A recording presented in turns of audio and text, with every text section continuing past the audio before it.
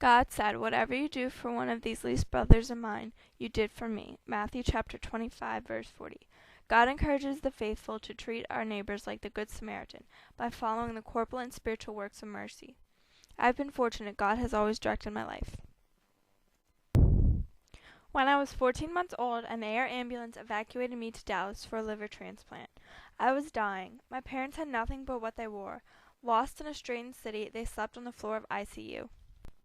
A nurse arranged their stay at the Ronald McDonald house. There they could sleep, bathe, and eat. Nothing was asked in return. A liver was never found, but I did not die that night. God healed me completely. The doctors called it a miracle. My parents did not forget the suffering of those still in Dallas or the mercy shown to us. In gratitude, my mom and I would cook dinner once a month for the New Orleans Ronald McDonald house. I sat on her hip and stirred. 13 years later, I followed in her footsteps. Every other weekend, I cooked jambalaya, brownies, and cornbread for dinner. I prayed for everyone, but especially for a boy and his mother from Antigua. So far away from family, they too come searching for a cure. Every time I delivered dinner, he was there. After a year passed, his chair was finally empty. He was home, and in a way, he was like me so long ago.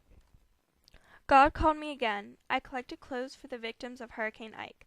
I knew their pain because Katrina had damaged my house. I have continued to collect clothing for the Hope Chest, a program of Catholic charities of the Archdiocese of New Orleans. They valued my donations at $12,000. God again directed me to the American Diabetes Association after my grandmother had been diagnosed. 1 in 3 children will develop diabetes.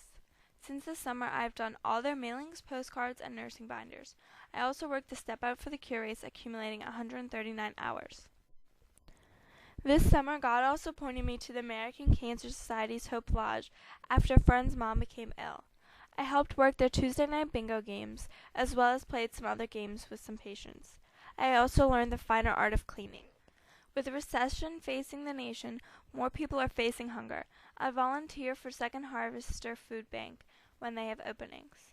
God spared me for a purpose. Maybe it is to help others and encourage others to do the same. We shouldn't forget, blessed are the merciful, for they will be shown mercy. Matthew chapter 5, verse